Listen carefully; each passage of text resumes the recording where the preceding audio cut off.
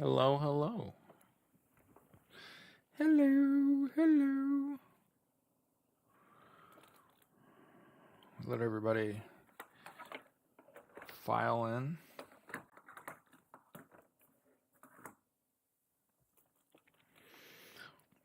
Well, good morning, good morning. We're back, we're back, we're back.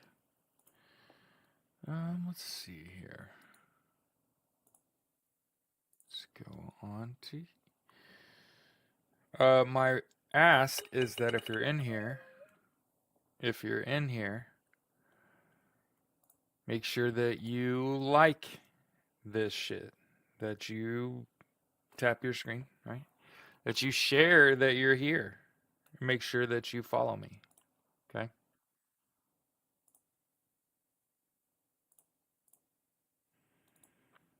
Okay.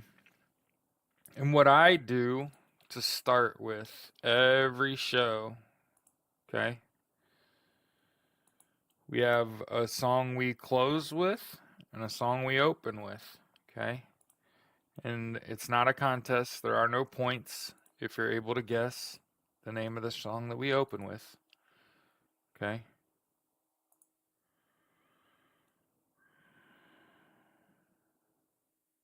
What the?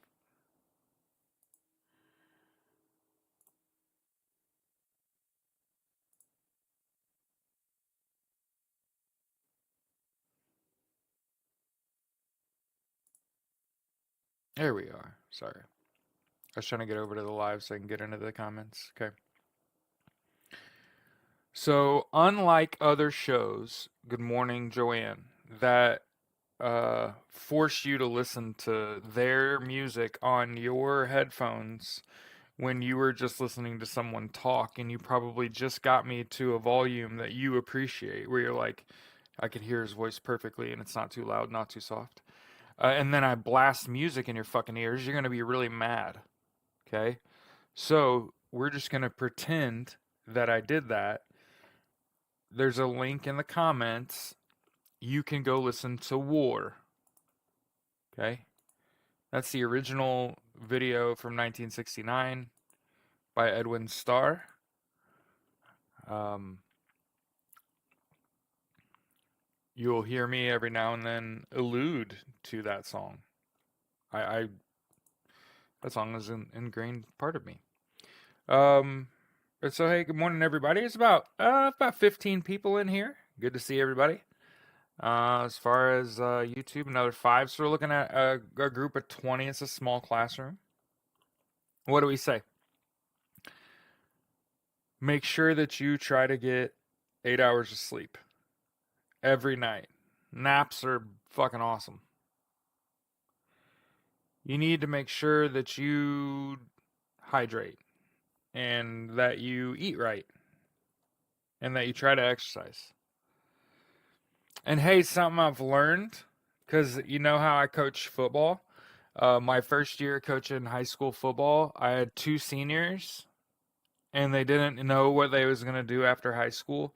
And both of them are now on HBCU campuses and they're studying broadcast journalism.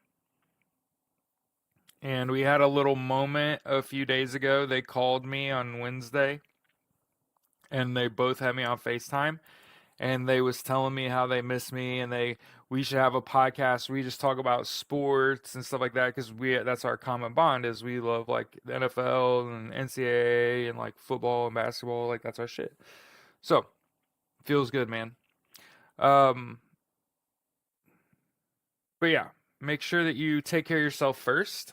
And one of the things that we've learned, Alex wants to play football. And for the record, he's football size.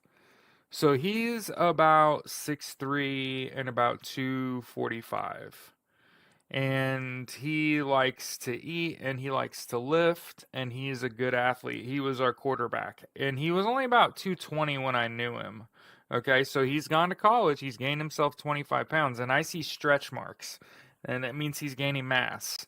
Okay, he wants to play, doesn't care what it is. He's at North Carolina Central.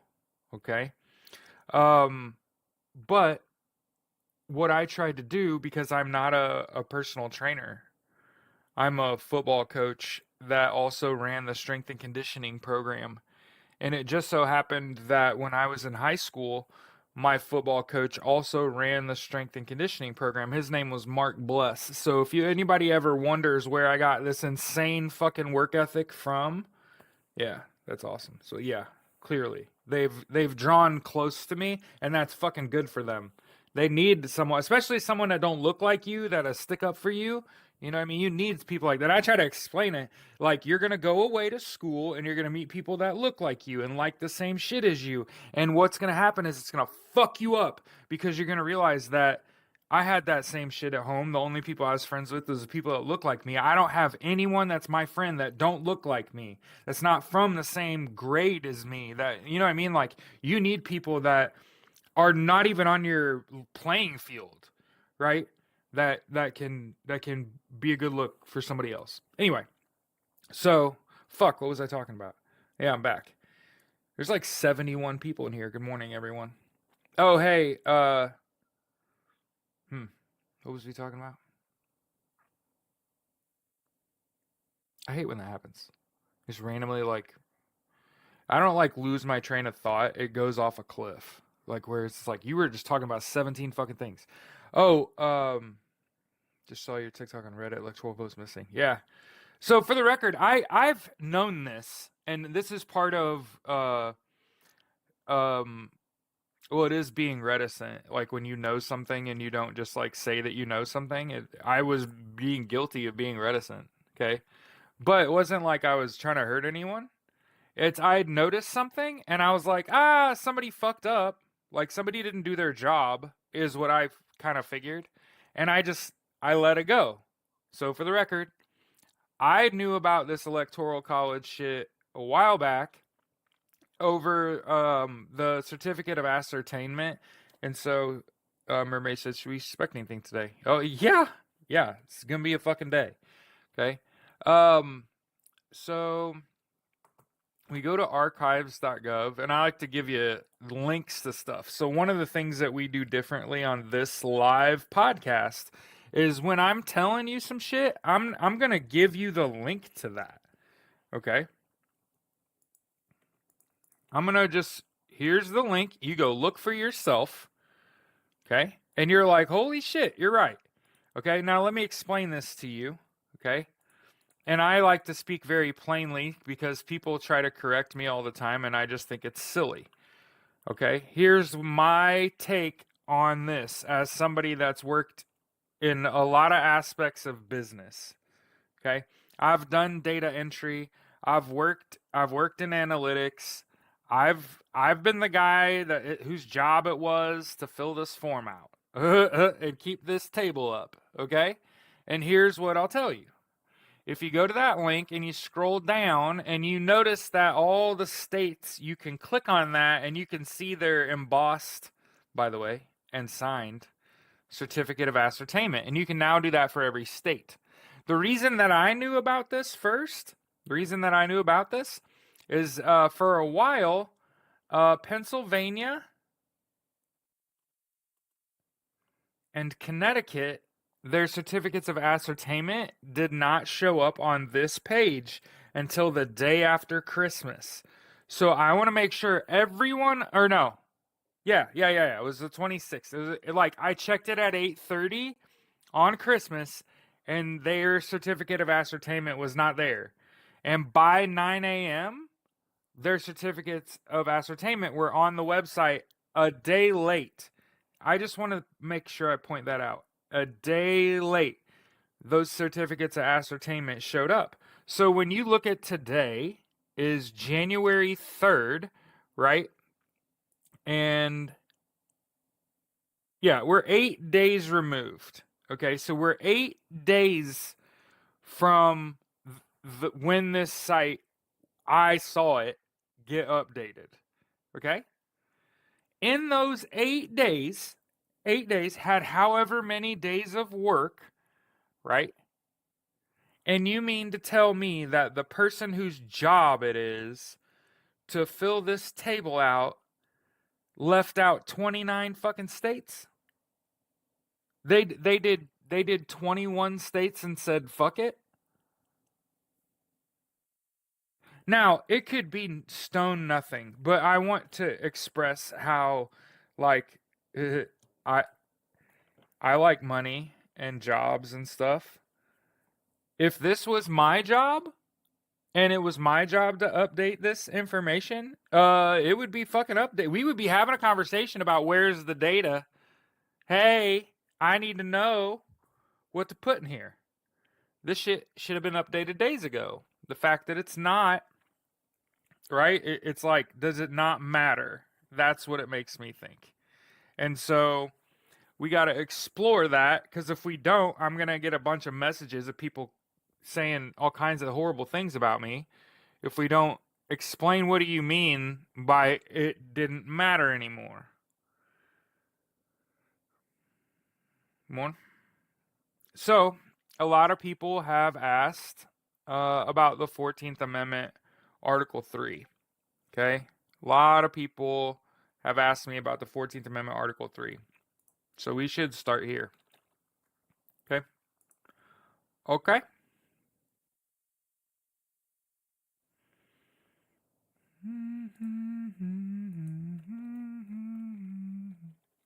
Because I don't think a lot of people have just read the amendment.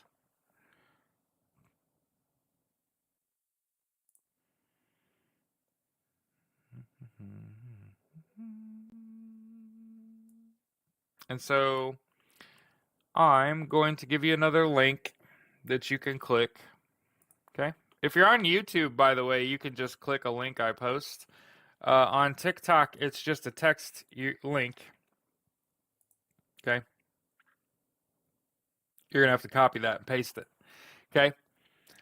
So if you want mods, if you want to put a link to the YouTube, which I put in there already. Okay? Okay. But when you read the 14th Amendment, okay, Section 3 is where people find themselves a lot. And I'm going to read it to you word for word. This is the 14th Amendment, Article 3. No person shall be a senator or representative in Congress or elector of president and vice president or hold any office, civil or military, under the United States or under any state who, having previously taken an oath as a member of Congress, or as an officer of the United States, or as a member of any state legislature, or as an executive or judicial officer of any state to support the Constitution of the United States, shall have engaged in an insurrection or rebellion against the same, or given aid or comfort to the enemies thereof. But Congress may, by a vote of 2/3 of each house, remove such disability. So first things first, my second, yes, he's scared, and he's spilling the beans. He's said election several times in the last like half dozen Truth Social posts. You could tell he's getting nervous. I mean, we're not even going to talk about the terrorist attacks, right? Like we're not even going to talk about um active duty army on leave, right? Rents a Cybertruck, drives to Trump's casino, and blows himself up after he pieces himself out. The New Orleans, again, Army veteran. Somebody said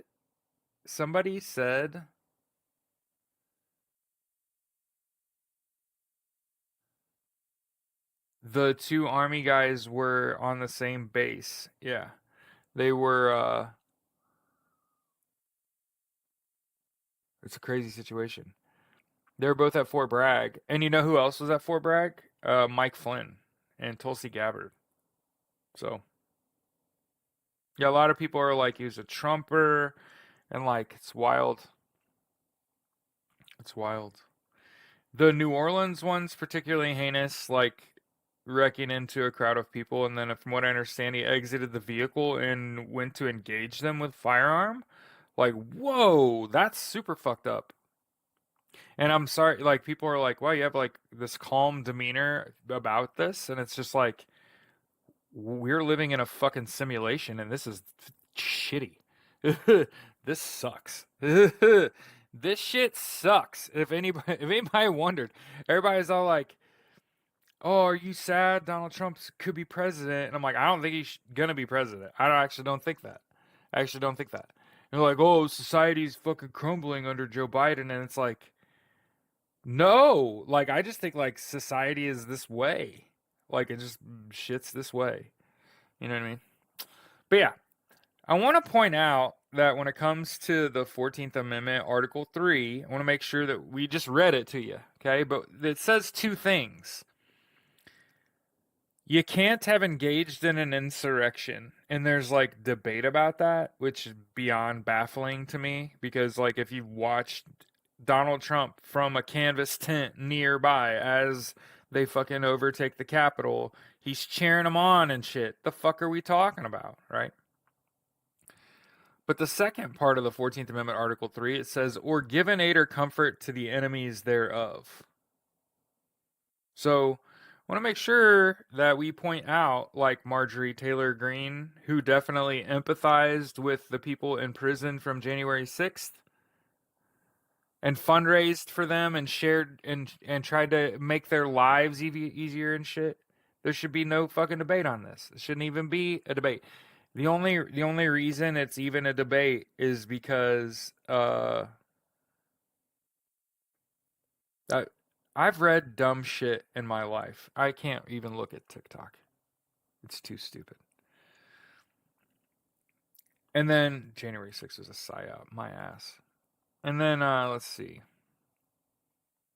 In addition to that, there's also the 12th Amendment, which speaks something along the lines of if a vote for the president is a vote for the vice president, and they're, you know, yeah, I was like, what? Like, I can't even fucking respond to that. Oh, and one of the things we should hit up pretty early, there is a ongoing organized protest in Washington, D.C. today, tomorrow, and Sunday, January 3rd through the 5th. Jessica Denson organized this. This is something that I am in support of. Any kind of nonviolent protest is something I want to support, especially when I think it's the right time frame. So there have been people that have commented on shit and been like, "How come you aren't out there fucking protesting and shit? Because you're wasting your fucking time." There, people were asking me how come I wasn't protesting over recounts.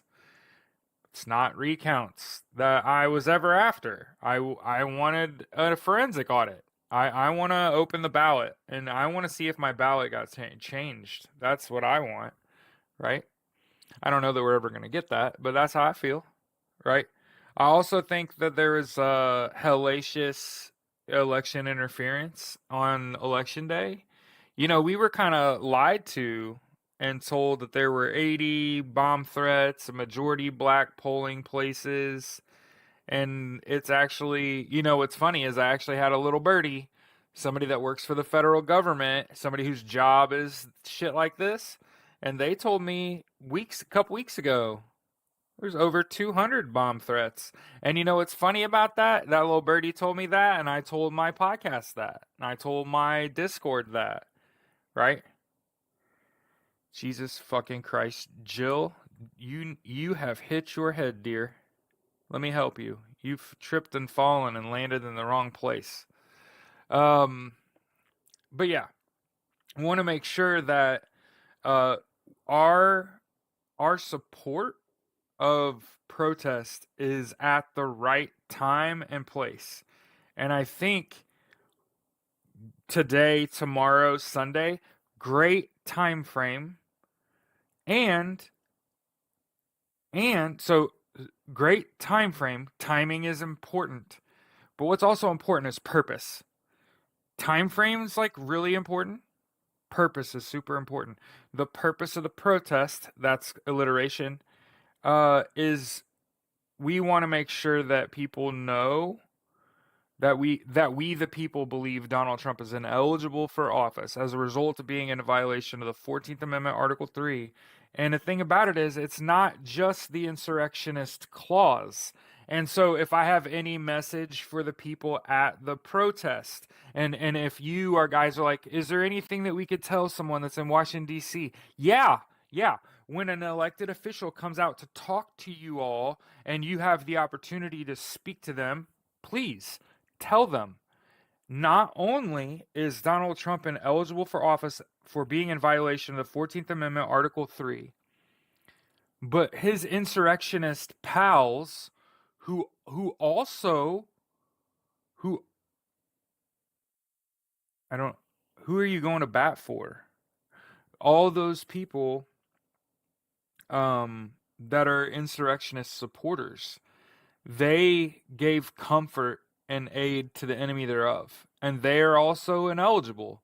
So that's Marjorie Taylor Greene, Kari Lake, Marco Rubio, Ted Cruz, like J.D. Vance. A lot of people have come around and said, J.D. Vance, Jared, where's J.D. Vance? And I think a lot of people did that because I was in the Marine Corps. But I want to get this slight in on J.D. Vance while I can, before it becomes illegal. Um, J.D. Vance was a pogue. So we ain't got nothing in fucking common but the pants. Okay? I was in the Marine Corps infantry, shooty shooty bang bang. JD Vance worked in an office somewhere, and y'all know exactly what happens when you work in an office is you just become an office creature. Okay? You're not actually, you know what I mean? I just want to make sure I get that little jab in there. And I don't know, who are we talking about when people are literally going to bat for traitors and treasonists in the comments. I can't get people to go to bat for me. The fuck? Y'all talk about bootlicking, right? Like, how are you gonna bootlick random? Like, randomly boot. You just said, you didn't say Donald Trump, JD Vance. You didn't name a person. You just said, like, he was found not guilty. Like, the fuck? You bootlicking ass? Like, you were bootlicking before I even said who I thought was guilty of bootlicking. You were pre-bootlicking.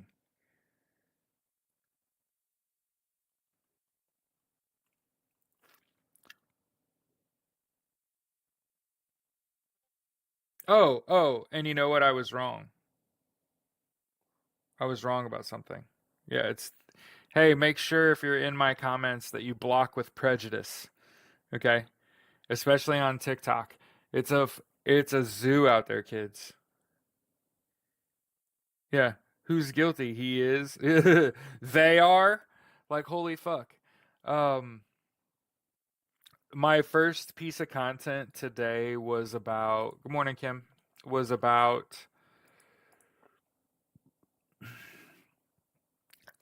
I think it's interesting that 9 hours ago, the FBI posts unreleased details and promotes a $500,000 reward for new information on who's the January 6th pipe bomber. Okay? So here you go. What up, Brad? I'm a boiler. You better look out. See that right there? That's a boiler. Okay. Make sure you like me, follow me, all that stuff. Okay. Okay. First thing that came out this morning.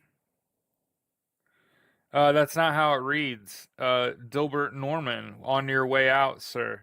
That's not how it reads. See, the way the 14th Amendment Article 3 reads is that you wear disqualification like a scarlet letter. And the only way to remove disqualification is by 2/3 vote to remove disqualification by both the House and Senate.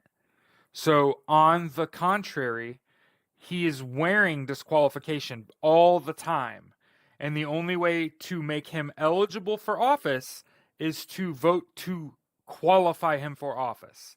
So, no, Nope. And it's self-enacting, which means he's just disqualified. There's no Congress intervention, nothing. Okay? Yeah, they're holding on to your hold your breath indefinitely. Okay?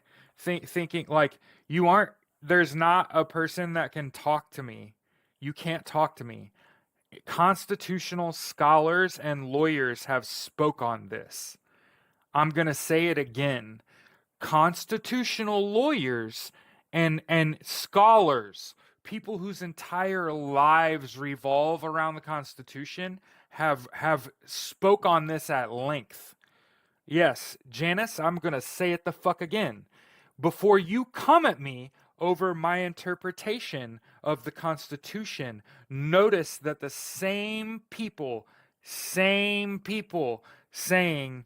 Donald Trump is not eligible for office, he's in violation of the 14th Amendment, Article 3, the same people saying that are constitutional scholars and lawyers. Here's what I find hilarious about this. Here's what I find hilarious. You want to laugh with me? Michael Popak is a former personal injury attorney from Boca Raton, Florida. Okay?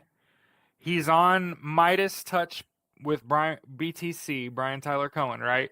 And for the record, his interpretation of why Donald Trump was eligible for office, I've had better conversations in the line at a gas station. That's all I'm saying.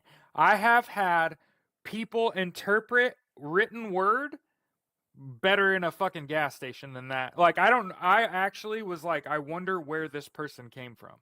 Like, who the fuck is this guy? And you know what I think about it? I actually think that they chose Michael Popak because Donald Trump knows who that is. Dead ass. Here's why I get to say that with my whole chest. Within 48 hours of Michael Popak saying the dumbest shit I've ever heard in my life, Jessica Denson got constitutional lawyers and scholars on her podcast, and they were literally like, if I were Michael Popak, I would no longer call myself a lawyer. I would call myself a political commentator, because his political reality is not reality at all. I just want to make sure that we understand. I agree with the Colorado decision. And if you don't know what the Colorado decision is, it's because you don't know how to fucking read. Okay?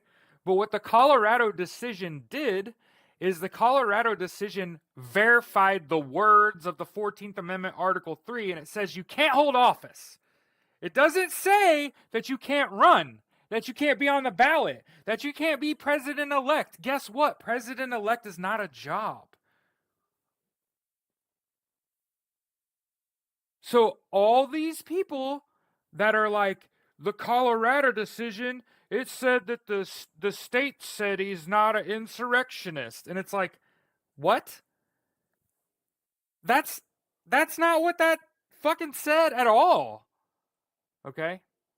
So when people ask me about Midas Touch, just understand that his comments, like Michael Popak's comments, the constitutional lawyers and scholars that spoke on other people's podcasts after him, they said, and you can go find it. I just thought this has popped in my head.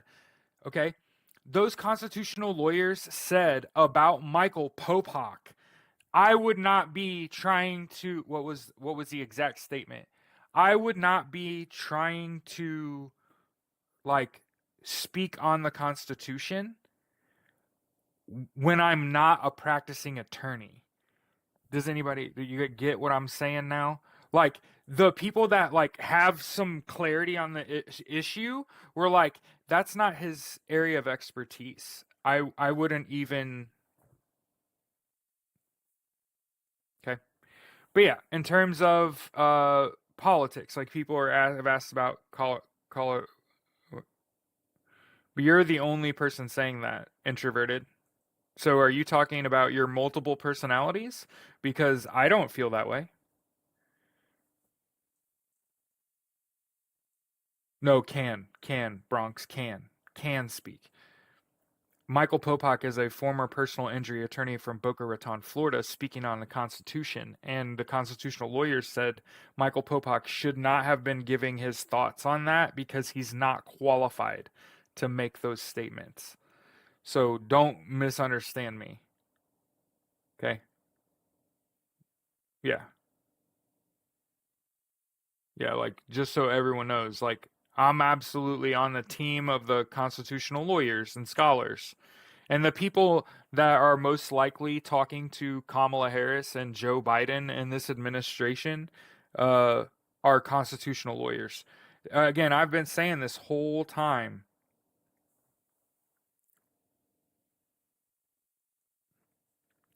What in the Sam fuck? Block that messy. Good night. But Jesus. Um, no, I'm not mad. I blocked him. Hey Kelly, who are you talking to? My chat not working? What do you mean? Your chat's working. Did you hear of Mark Rutte? Yeah, he's a Secretary General in NATO. People find it wrong come January 20th. Okay. But you know what we're not gonna find out? We're not gonna find out together. That's what's that's what's not gonna happen. Um, but yeah, a lot of people have come to me about, like I said, 14th Amendment Article 3. Now you know. Hey, it literally says it, if you participate in an insurrection or rebellion against. And then it also says give an aid or comfort to the enemies thereof. Okay. I just want to make sure everyone knows. Like, it's not just participate in an insurrection. It's also give an aid or comfort. And so I think that more than just Donald Trump, JD Vance not eligible. Okay.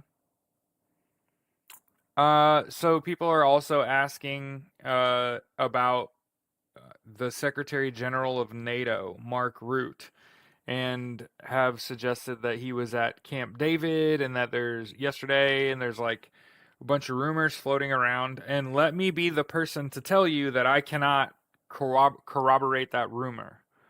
Okay? In fact, it was left in a comment on YouTube somewhere and it's taken off from there. It's a hell of a rumor.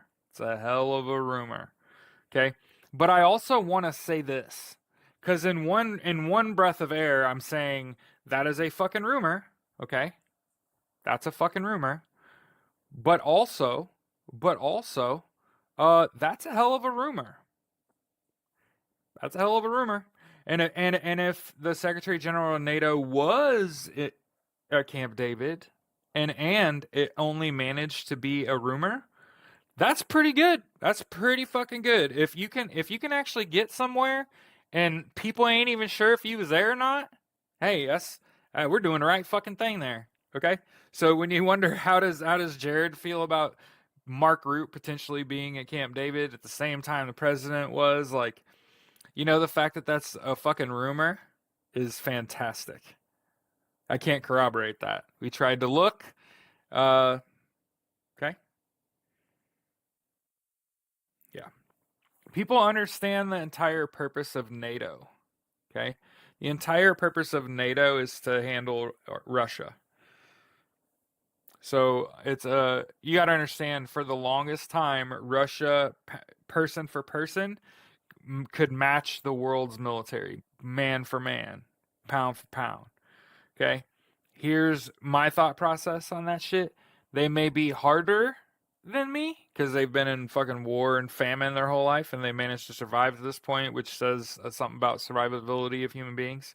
Uh, but they're getting their shit kicked in Ukraine. Okay. I play video games. I'm a Call of Duty player. Okay. I like team deathmatch. I like domination and hardpoint and fucking kill confirmed and shit. And we always joke about KD, kill death ratio. Okay, it's like how many people that you eliminate before you die. Okay, and I just want to point out there have been like 800,000 Russian deaths, and less than like 50,000 Ukrainian deaths, and that's like 20 to fucking 1. Do you understand? Like, for every one Ukrainian soldier that lays 20 Russians. Somebody's comment that was removed. It's a question, and neither of us know the answer. Is it true that Russia flew into my then New York, then DC on the 25th?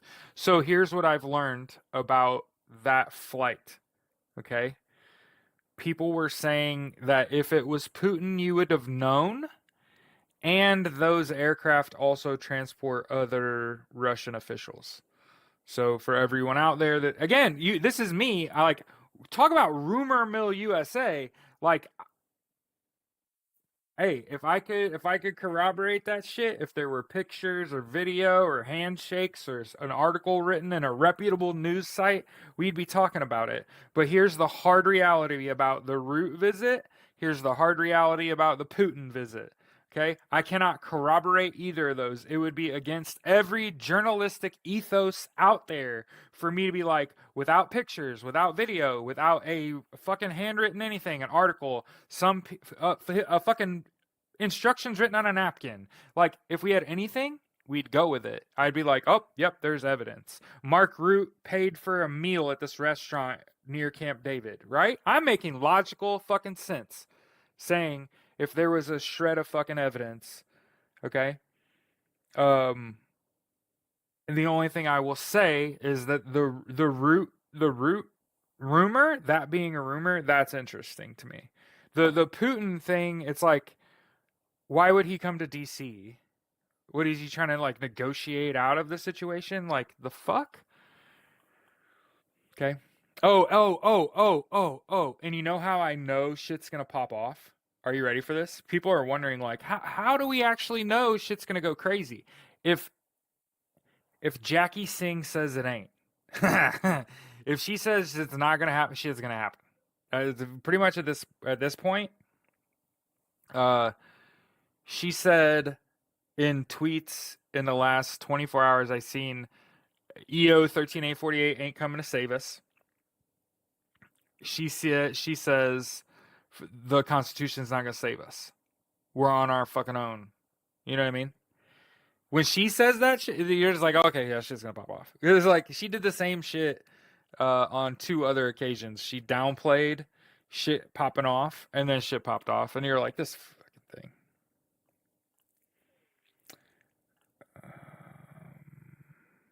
Well, I think here's what I think. There's a reason that I shit on Pogues. When you're in the infantry, you have to take classes on like what's dangerous to us and shit. And 20 fucking years ago when I was on active duty, we talked a lot about infosec and natsec and like not talking about troop movements and where we're going to the field. And if you get anywhere beyond, like, I don't know, 5 minutes into the military, you're gonna learn OPSEC. Yeah, you're gonna start talking about what we should be and should not be doing. And it's a really, to me, it was a very laissez-faire kind of conversation. We should not be saying, me and all my buddies are about to be on 7 tons going from North Carolina to AP Hill on I-95 for the next day and a half. We ought to not be fucking doing that shit.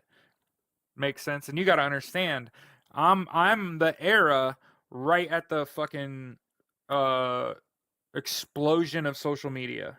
05. Understand, that's me. 05. That's like Facebook's 2 years in, like shit is hitting the fan social media wise. Okay, people are having multiple social media profiles on multiple accounts. Okay, when thank you for your service, Courtney. So we were just getting into like what you should say on social media, what you shouldn't. We just started taking classes on meeting people that have different religious views than you, and understanding that there's people out there that don't believe in the you know the Jewish God, right? There's people that are not Jewish and not Christian and religious. And when you come from some small fucking town where all that's in your town is the Methodist Church, okay? And that's all you've ever known, and you come across somebody that's, first of all, Urdu is their first language, English is second. They're also Hindu or Islam or Buddhist or what the fuck ever. Just not, they're not Christian. They don't believe in the Abrahamic. I believe it's the Abrahamic God is actually what it's called. Okay. Um, what it did for me, for the record, because people are gonna ask, like, well, how did that affect you? Oh, it made me not believe. So once I was exposed to all these different religions, it immediately made me be like, do you know how fucking arrogant you have to be to think that, like, you picked the right God? Like, holy shit. I'm not that fucking arrogant. I'm arrogant. If you know me, you've been around me, my wife will be the first person to tell you he is the most arrogant person I've ever met in my life. He knows fucking everything. That would be what my wife will fucking tell people. That person, he thinks he knows everything.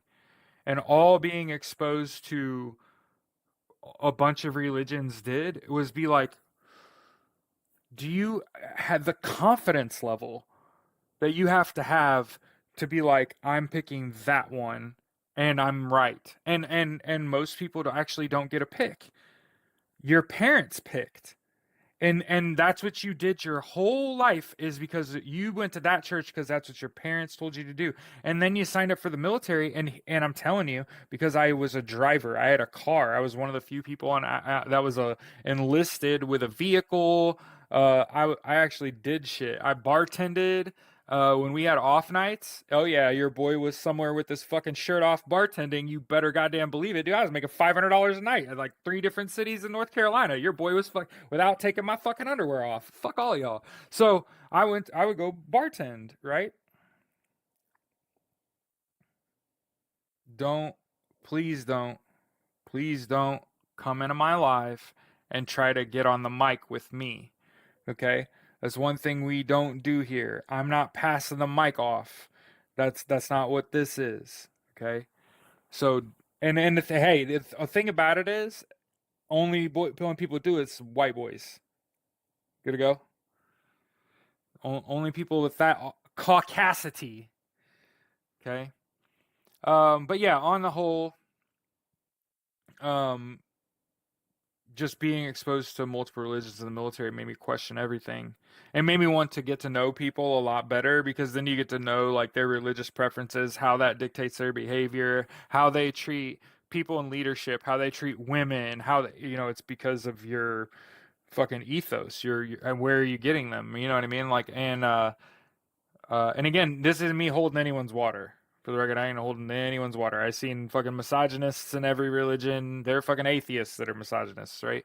Um, but that's one thing that when I came home from the Marine Corps, that I knew I couldn't be a part of, like, the Catholic faith or the Methodist faith, is because my mentor growing up, um,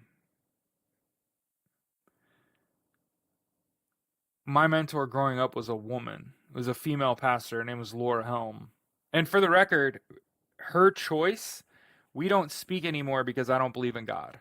So for the record, I just want to point out that all my childhood friends don't talk to me because I don't believe in God. And there's no other logical reason why we do not speak. It's because they know that I don't go to church and I don't believe in that shit, and that they have children and families and shit, and they don't really want to expose their children and families to a godless heathen like me. Okay?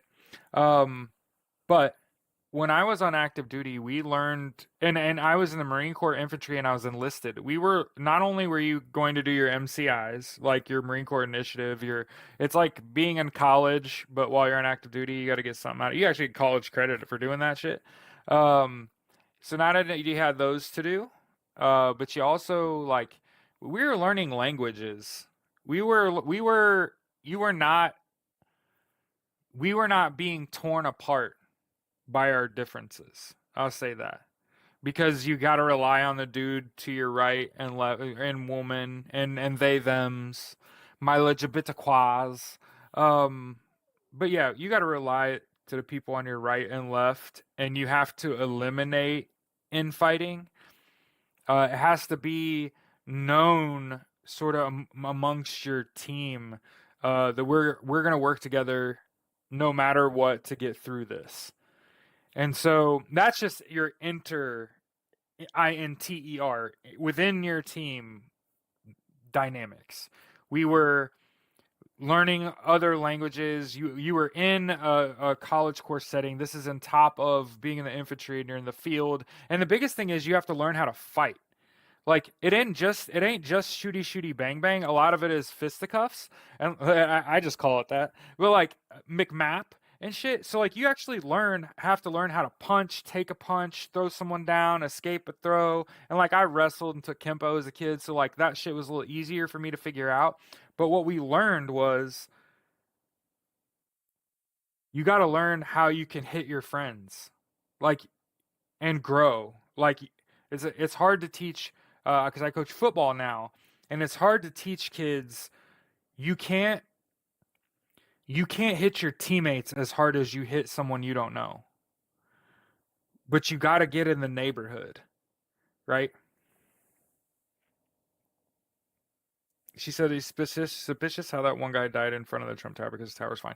Okay, so one of the things that I will tell you is I was an 0351 in the Marine Corps Infantry, which means demolition and small rockets. And here's what I think: very infrequently does somebody use explosives without them fulfilling their intended purpose. So, as someone that studied explosions specifically, um, the way it went off and the fact that there were mortars found, he what happened is what he meant to happen.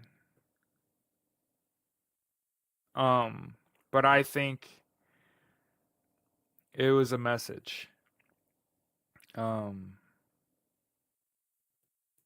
which is sad. Like people were saying that he was like a Trump supporter and all this shit. Um,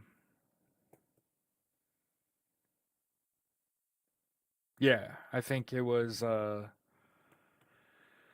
very loud suicide.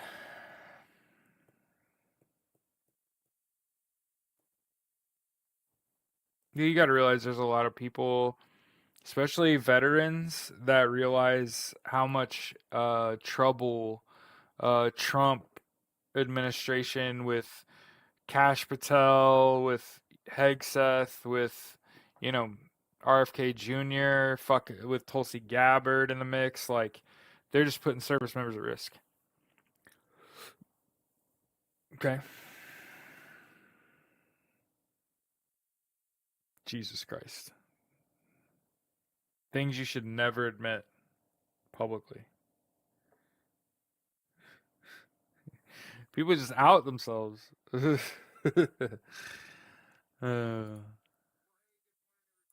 Nope. Let's see what up.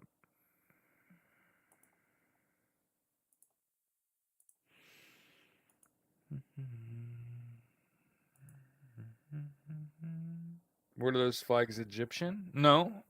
A guy I was friends with for a long time got into like burning wood.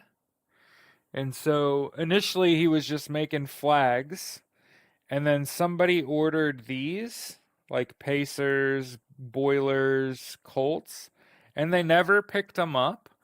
And so like he'd actually collected I think half the money for it,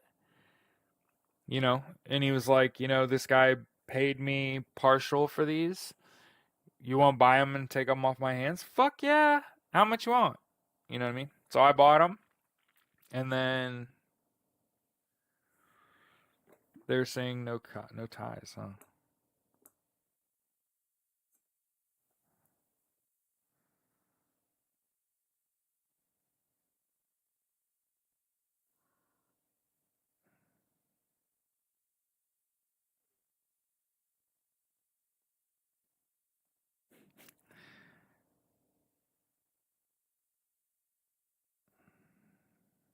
No warning. With no warning, I got our live access removed.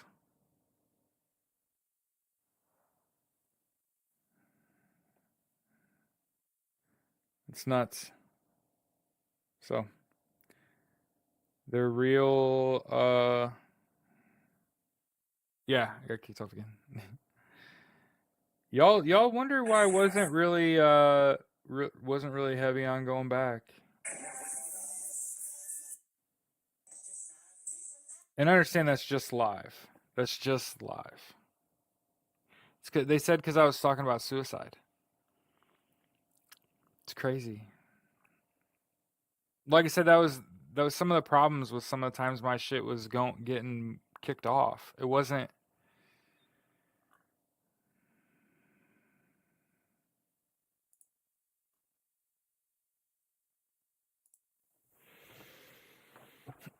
But I'm gonna try to not be upset. Yeah, I mostly get like let down now when I'm just like people saying screwy shit. I'm like, what is wrong with people, bro?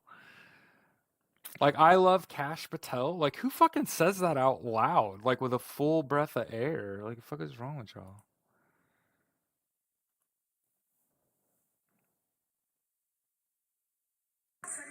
It was funny. They were like, "Are you having problems? Do you need help?" Yeah. That's why I was trying to get people over here, you know. So I don't really want like it's the numbers are fun. It's fun to be like, "Oh, there's a couple hundred people in here and shit," but like it's not worth I don't want to tiptoe around my content, you know? I think having conversations other people are not willing to have is a strength, you know, not a weakness. Is the velocity ass pounding, whatever they said. Oh man.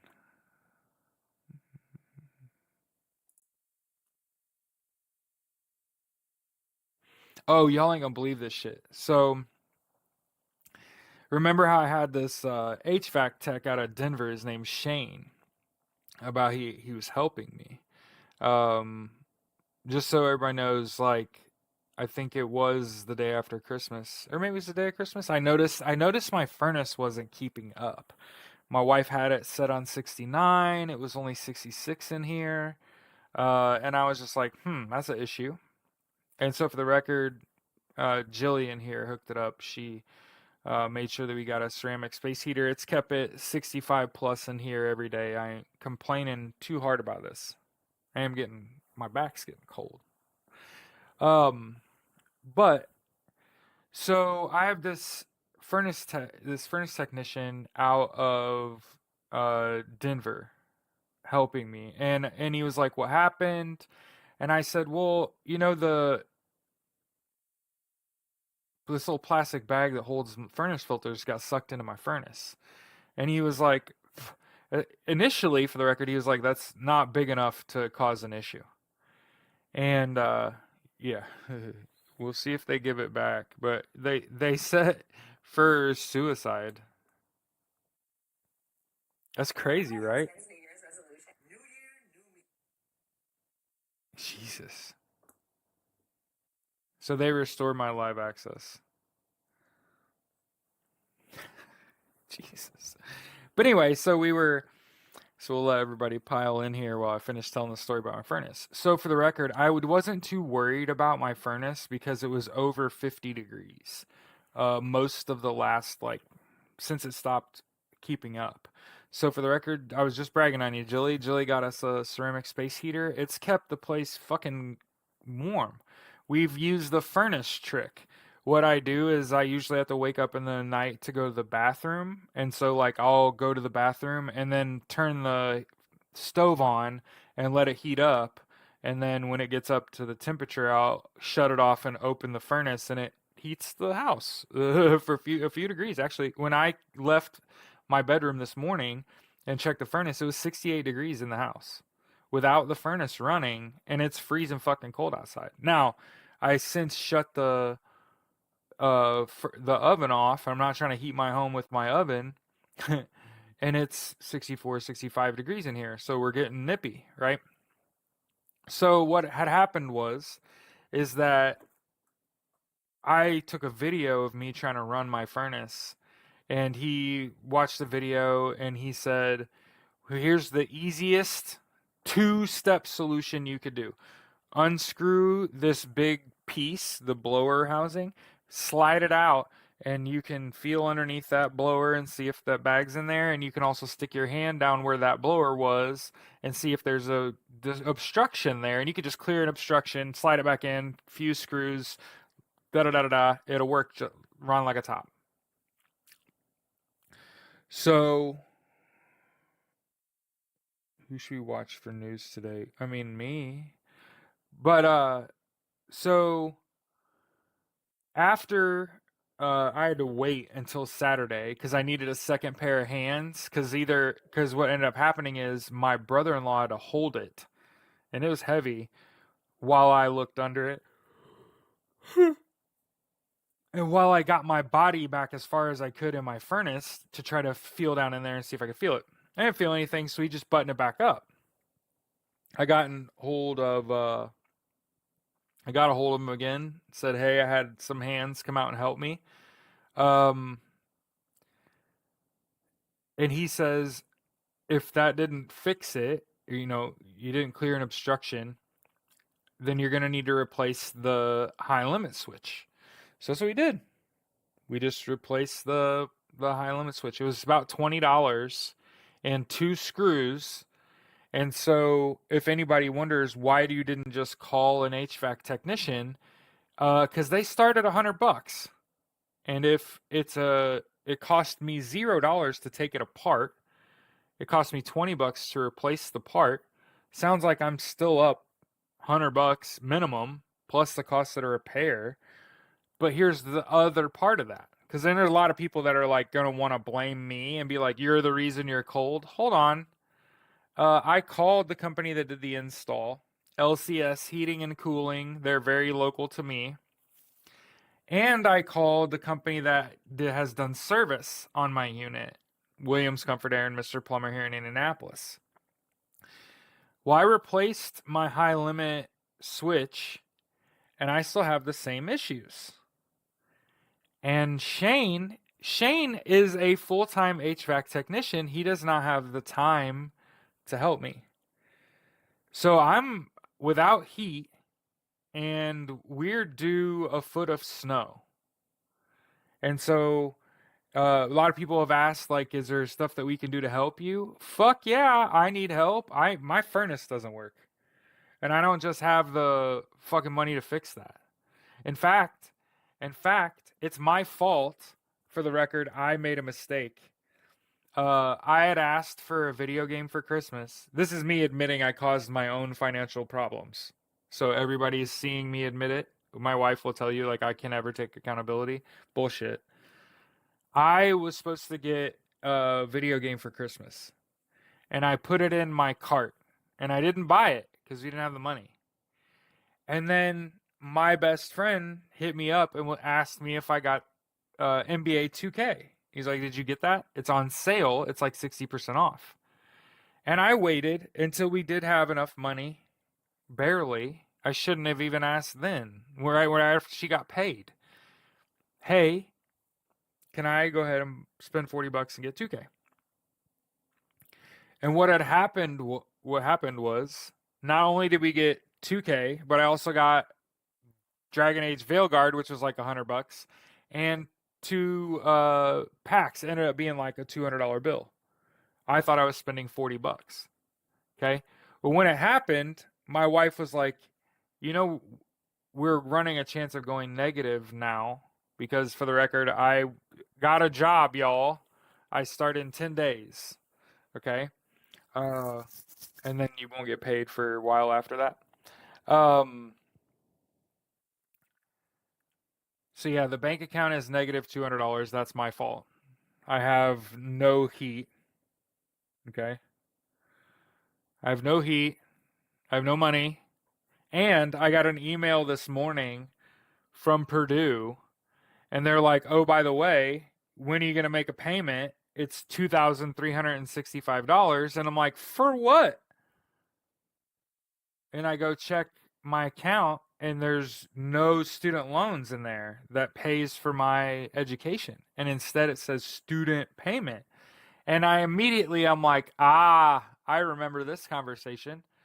When I was registering for classes, the person that I was talking to is new at the job. And she asked me, how are you planning on paying for this? And I was like, oh, like Pell Grant, student loans, like same, whatever we've usually done. And she's like, oh, okay. You'll get, you'll get, sorry, Kim, you may lose my train of thought. You'll get,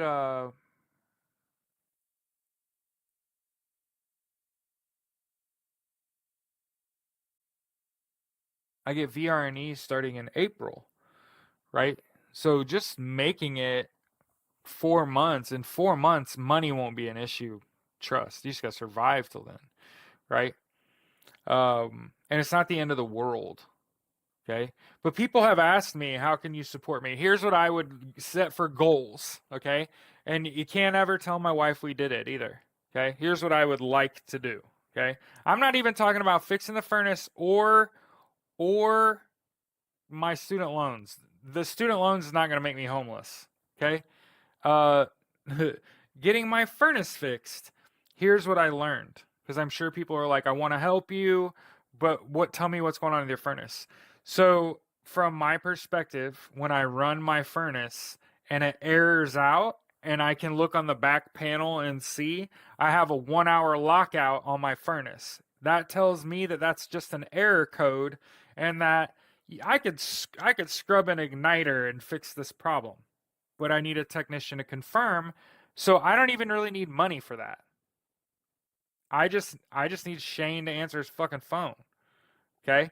So again, I'm not asking for money for that. What I'd like to do, and are you ready for this? Talk about a low bar.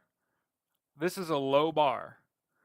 I would like to get my bank account positive, okay? And I don't even know if I need that much. Okay? I have like $30 that I've made on TikTok. There's some cash in the other room. That's 50, right? And I had never really thought about like, how do you take money if people want to give you money. I'm gonna limit the ways I take money, because a lot of these places you can give money. Uh, sorry.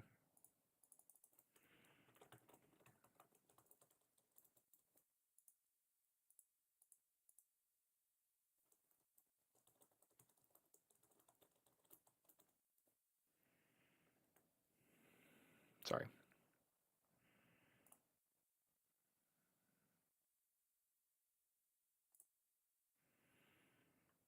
So if you would like to support me here, I'm sure, there's 78 people in here. There's another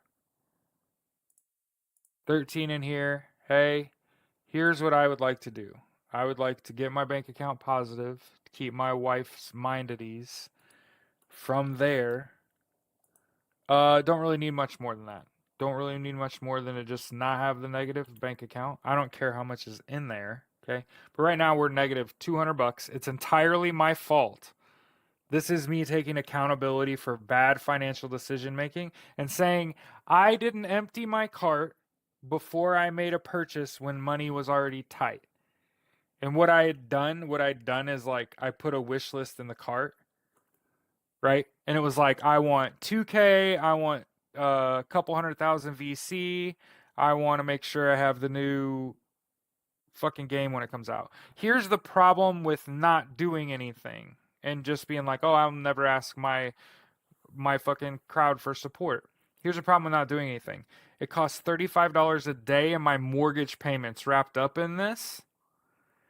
So what could end up happening, and this isn't me saying if you don't support me, I'm gonna lose my house. So don't do that shit. I hate when people fucking make little problems like big problems. But my mortgage payment is wrapped up in this. So I have to resolve that ASAP. That negative $200. My account needs to be zero at the end of business. Why? One, it could kick my mortgage payment back. And again, it's not that I won't be making my mortgage payment. That's not what I'm talking about. It's just that it could kick my mortgage back. Also, it's $35 a day. So I know it's per line item. I have fucking PNC, they suck ass. So per line item, and I think there's like 4. I think it's like $140 a day, and I'm already negative 200, and my mortgage payments wrapped up in this. So for everybody out there that's like, this is not a good investment. I'm not I'm not promising you a return on shit. I'm saying I fucked up. I didn't get anything for Christmas. We spent it all on these kids, all my nieces and shit. Yeah, no shit. And understand this. And I was just telling my fucking boys, this is how dumb my financial situation is. I had a job interview a few days ago, and it's work from home. It's debt repair, which is funny. Okay, debt repair. Okay. T.O. Shoddy said, "What's your Venmo?" Let me figure it out.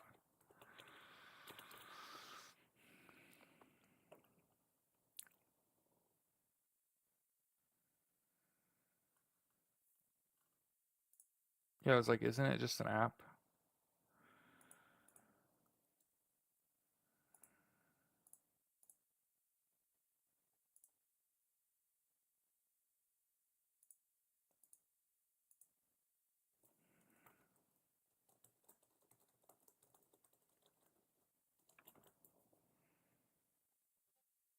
I forgot password. Hold on. I'm trying to figure out. So, like I said, that's my goal. If I can get my bank account off negative, if I could get, I don't even want to set a goal outside that. Here's why. Because the minimum service call is like $110 to get a tech out, plus the cost to repair. I don't is unknown. So I don't want to raise money and not have enough money to get a tech out and just try to let him walk. That ain't gonna fucking fly, right? Mad of Earth. What is your resume? Oh, I was telling you about a job offer. So I got this job offer the other day. What does your resume look like? Oh, I could post my resume. My resume is gas money, I think.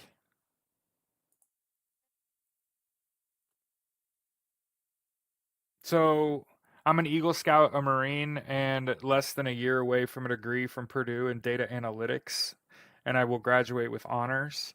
I also already have a college degree from DeVry in graphic design with a focus on social media marketing and like project management. And then my work experience post graduation, so like after I got a degree in graphic design with a project management classes on the back end of that, I got hired into special projects at a company that had just purchased an HVAC and plumbing company and were merging them in Indianapolis, Indiana. And while I was there, they also bought another HVAC plumbing company in Cincinnati and Louisville. I organized their customer service. So that means I would manage the group. I worked within the group. They moved me to analytics, or no, they moved me to data entry so that I could learn to read what the technicians were writing in their reports and transfer it over. Um, and then I worked in analytics so that I can make recommendations. No, I don't have a criminal record. I don't drink or smoke. I'm married happily. I don't have any children. I don't ever get sick. I have rescue animals. No, I'm literally perfect. And I'm also a massive person. which is generally like good anywhere you're going. I want to be an NFL head coach. I actually played football from third grade uh, until I graduated high school, and then I was a walk on at Purdue as a freshman, and then I played tight end for a year in the Big Ten. And then the economy crashed, the FAA went on a hiring freeze, my parents got a divorce, and I thought, you know what? I'm going to join the fucking Marine Corps because I need some real stress in my life. So I lost 100 pounds in 90 days, quit my job, spent every waking moment of my day preparing for war. And then in the process of losing 100 pounds in 90 days, I started working armed and unarmed security. And one of my stops, I got both shot and shot at. And that was before I joined the Marine Corps. So, um, DMG on Discord. It's probably telling me to stop asking for money.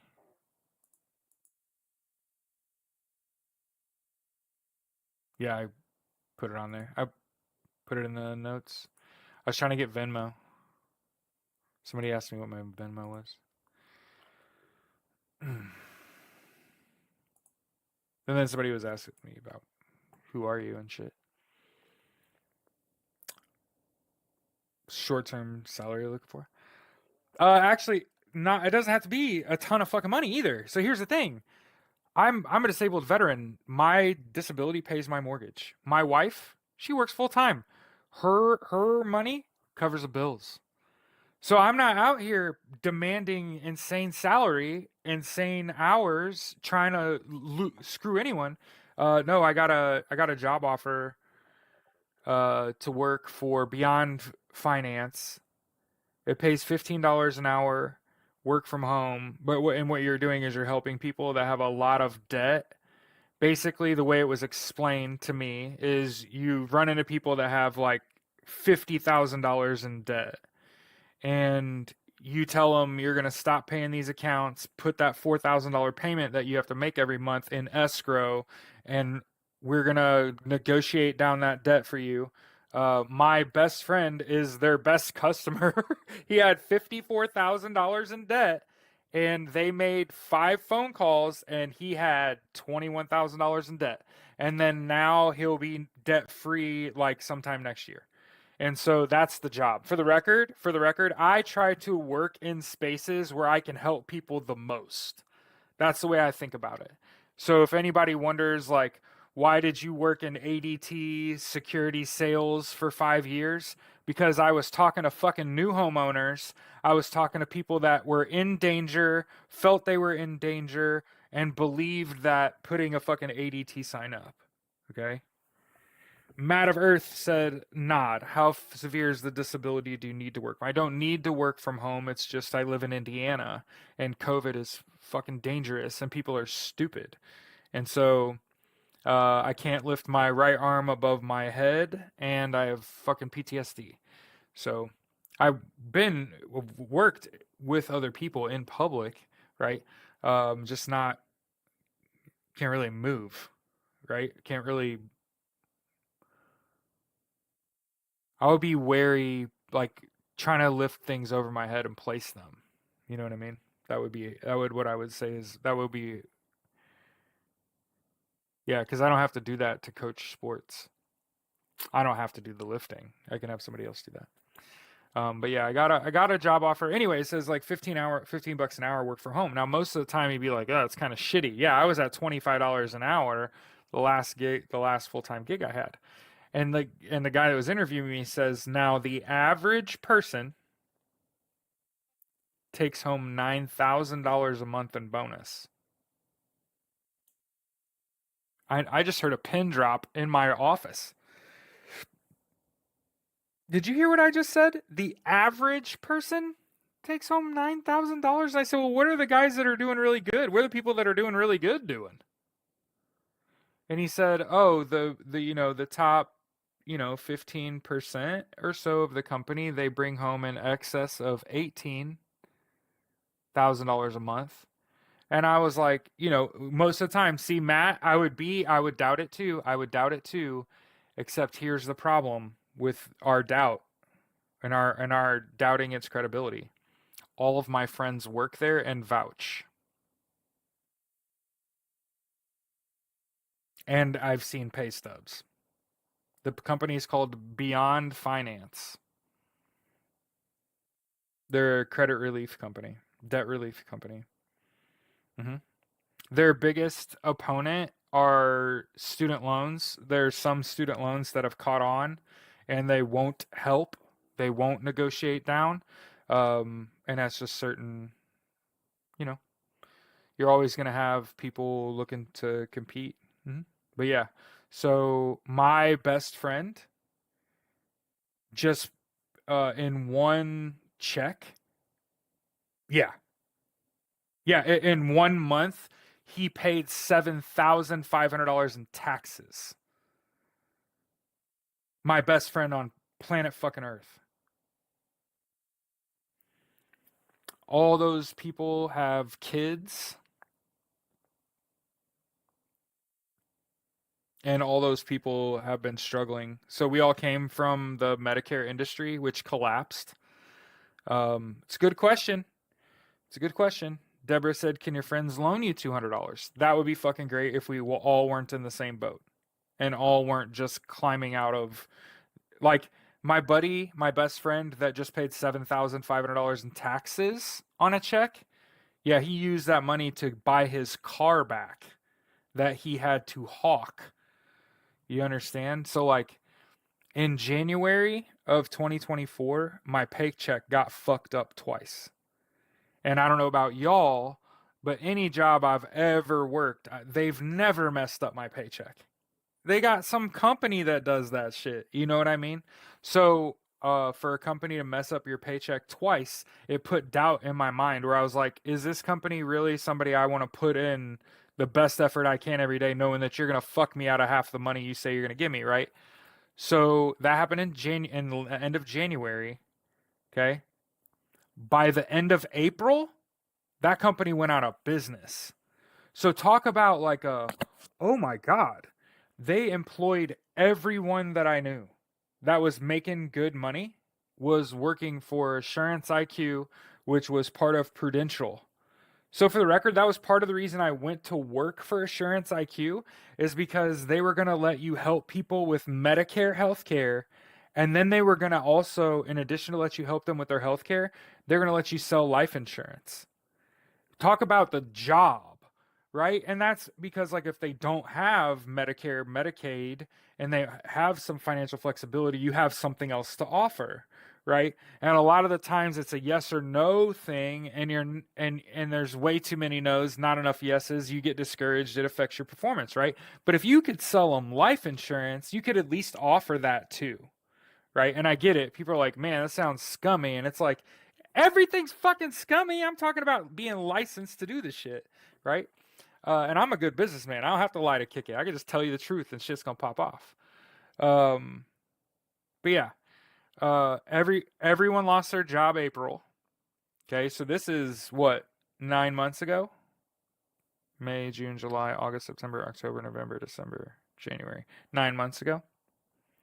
Okay, I immediately got a job. I've never had a problem getting a job. I've gotten every job I've ever gotten on the fucking walk-in. I got a job within a week of that company going out of business. Willowbrook Insurance Agency. They're even owned by Humana. So this company I went to work for, part of the reason I took the job, they had female leadership, which I've only ever had like female leaders at the top, and holy shit. We had female CEO, COO, and I thought, oh, that's a breath of fresh air. They're owned by Humana. This will be great. It took them 3 months to get us on the phone. They couldn't get us Marks access and get us Humana access. Advisor at Purdue recommend. They haven't got back to me yet. So they didn't open until 9 a.m. They've been open for 51 minutes. They haven't hit me back. So it took them until July, the first or second week of July, to get me on the phone. And my licenses all expired at the end of the month. So hadn't been making money since the beginning of the year. Um, Once they fucked their paycheck up, they weren't making as much money because people stopped working for them and they started paying even less for leads. Yeah, so it got tough quick.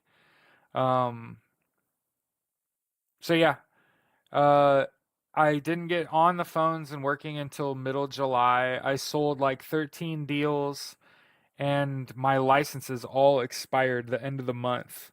And I had a unique profile. I had a 50 state profile. So I was one of the only people in healthcare that not only did I work with like a bunch of different companies nation fucking wide, I was in every fucking state. Wherever you move to, I'll be there. Okay, I wasn't even worried about it. Um, I had to give up that profile at the end of July because basically I sold 13 deals. It ended up being uh not enough money to cover getting all my licenses renewed. And I was like, oh, now it's August. Basically, shit, I need to get a job. Keep in mind, I'm a disabled veteran, so I don't have to get his job as fast anymore, right?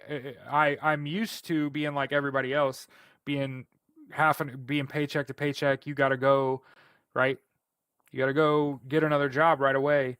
And it just so happened a girl that I had worked with for a couple years was like, "Hey, I've been on your team. I'm going to start a farmers agency. I want you to be my agent, my live agent.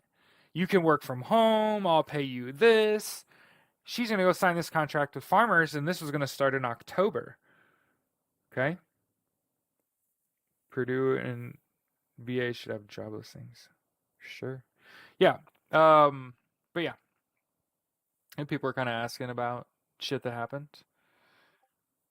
Shit happened.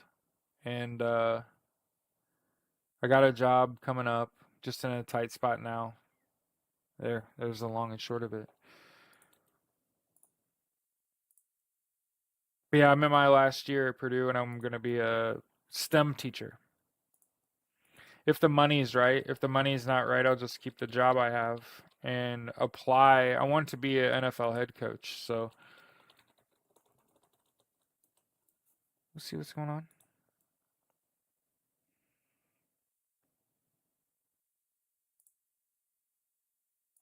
But I appreciate people asking like what's going on, what's up with your resume and that shit.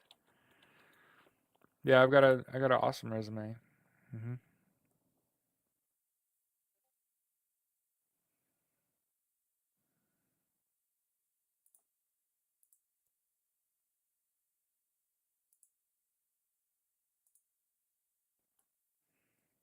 It is hard out there, especially hard out there the more education you have.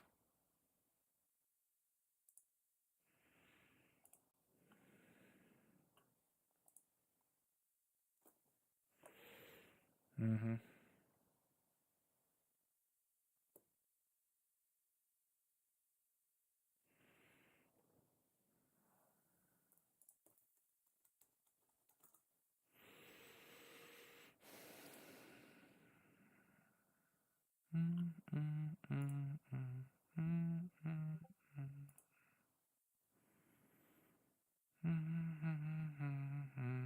Here's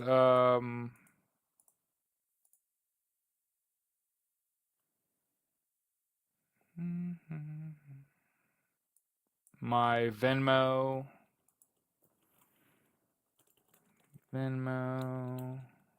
at Jared1Malott. And I copy that.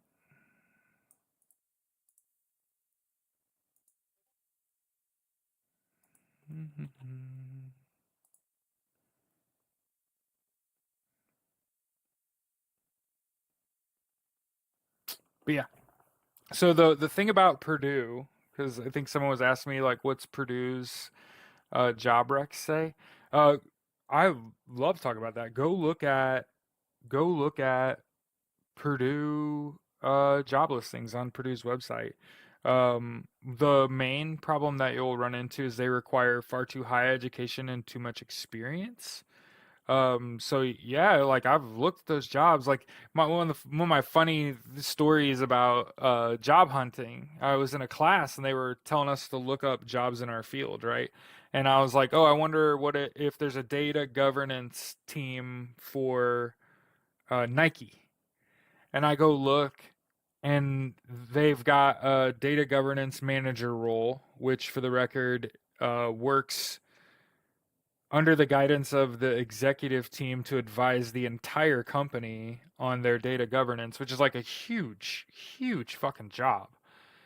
Pays almost like $300,000 and requires like masters two, plus data analytics and experience. And it was just like that person's 50 years old, like 50 plus. Thank you. One of my friends gave me $5. Love y'all. Um, that maybe that'll help us. But yeah, to say I'm not nervous about my fucking furnace is haven't heard back from oh boy. We've been on here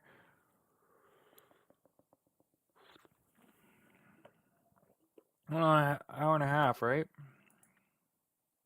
Yeah. Hour 26. Look at us. Only got kicked off TikTok one time. Yeah, we only got kicked off TikTok one time.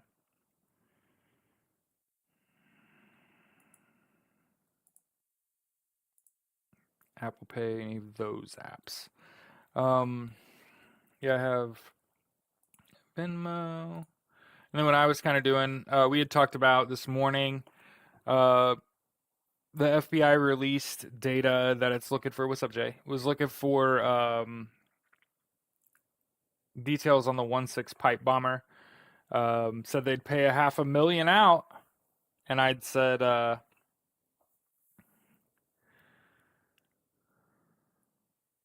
it's Marjorie Taylor Greene, and it's her walk.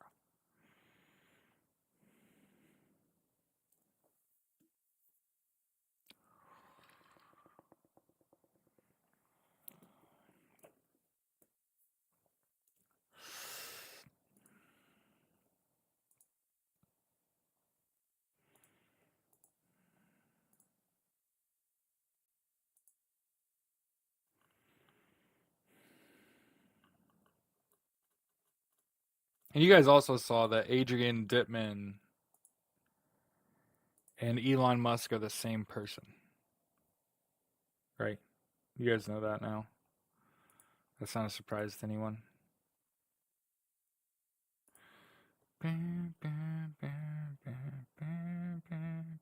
Yeah, right. Good to be back. So here's what I see, and here's where I am. Pin your Venmo.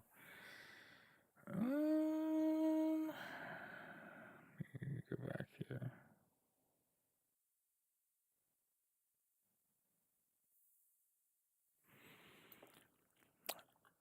I see things kicking off at noon, and you know what? I actually knew this too. I had actually seen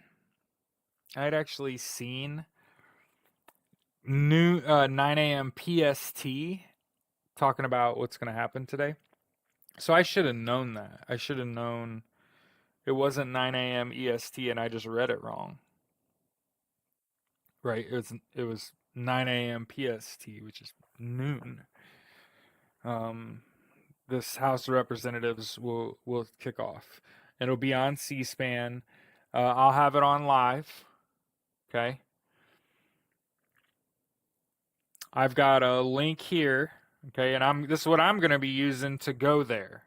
Okay, because I know people are gonna ask, "Hey, Jared." Okay.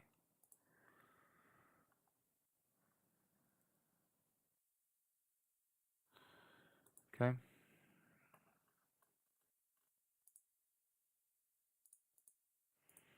So here's what I would like to do. Okay, if it's okay with everybody else. Okay, I want to take a break for a couple hours. See y'all back at noon. Okay.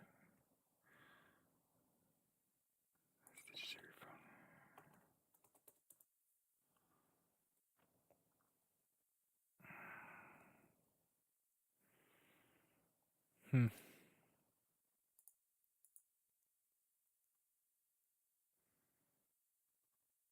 Okay. I don't know why that's stuck. Okay, it's not.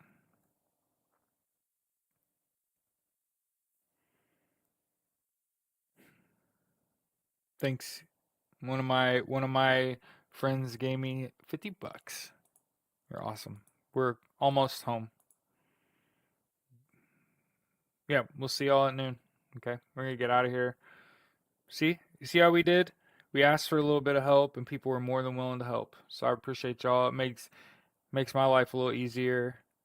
A couple more donations like that, and I'll probably never won't talk about money much, right? Because like I said, I can't ask for more than just help me get my bank account even so my mortgage payment don't get kicked, right? That's all I can care about right now because trying to fundraise or repair my furnace when I don't even know what that's going to cost, that seems like a waste of my time, right? Like, and how disingenuous would it be of me to ask you to help me when I don't even know what's wrong with it and what it's going to cost yet? And I think that there are a lot of people that would take advantage of their community and be like, help me get my furnace back running. And it's like, dude, what if my furnace is shit?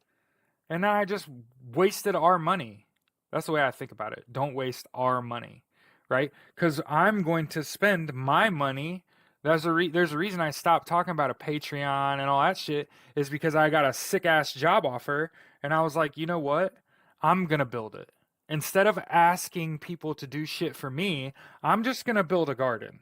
I'm just gonna put up solar panels and provide power to my entire neighborhood. I'm not gonna ask for permission. I'm just gonna fucking do it. Now I can just do it because of the money, because of the job, right? But I actually every now and then need to come to you and be like, here's what I need. It's not going to cost very much money. It'll make my wife not as stressed out.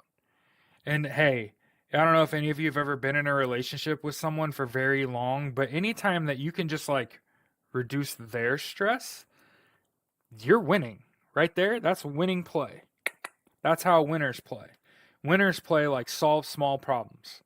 Winners don't try to get their community to solve big problems first. Solve small problems. Let's just try to get my bank account out of Hawks so my mortgage don't get kicked back and that don't look real ugly for me, right?